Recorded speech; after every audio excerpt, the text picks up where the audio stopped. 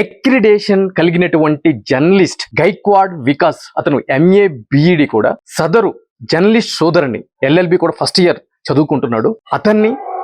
అతని యొక్క సిస్టర్ని ఏ విధంగా హింసించారు, వాళ్ళ యొక్క మానవ హక్కుల్ని ఏ విధంగా ఉల్లంఘించారు అనే విషయాన్ని మీరు అబ్జర్వ్ చేయొచ్చు.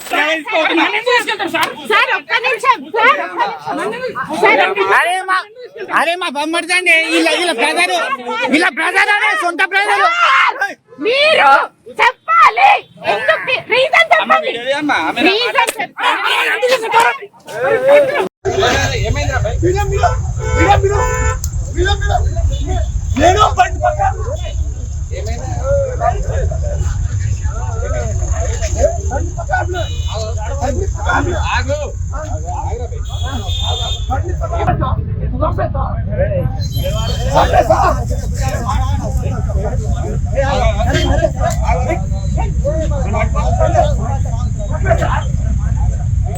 ఐదో తారీఖు ఏప్రిల్ 2026 అంటే సండే రోజున నిజామాబాద్లో వాటర్ ట్యాంక్ దగ్గర, అంటే మీసేవ చౌరస్తా వాటర్ ట్యాంకు కంటేశ్వర్ దగ్గర డ్రంక్ అండ్ డ్రైవ్ టెస్ట్ అనేది నిర్వహించడం జరుగుతుంది.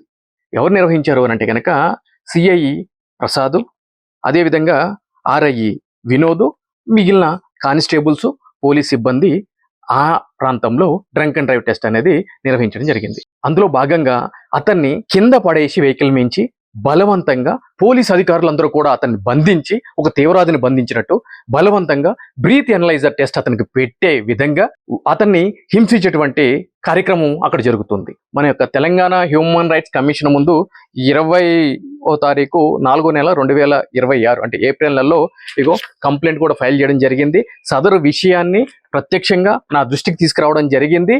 తీసుకొచ్చిన తర్వాత వాళ్ళు అక్కడ ఉన్నటువంటి సీసీటీవీ ఫుటేజ్ అయితే కనుక ఉందో, ఆ సీసీటీవీ ఫుటేజ్ ఎక్కడైతే కనుక వాటర్ ట్యాంక్ చౌరస్తా, మీసేవా చౌరస్తా అనమాట, కంటేశ్వర్ 5th ఏప్రిల్ 2026 ఈ సీసీటీవీ ఫుటేజ్ సెక్యూర్ చేస్తే కంప్లీట్ ఉంటుంది అని చెప్పారంటే, ఈ లోపు వాళ్ళు దాన్ని డిలీట్ చేయడానికి ప్రయత్నాలు కూడా జరుగుతున్నాయి. ఆర్టీఏలో ఏ విధంగా అప్లై చేయాలని కూడా అడగడం జరిగింది.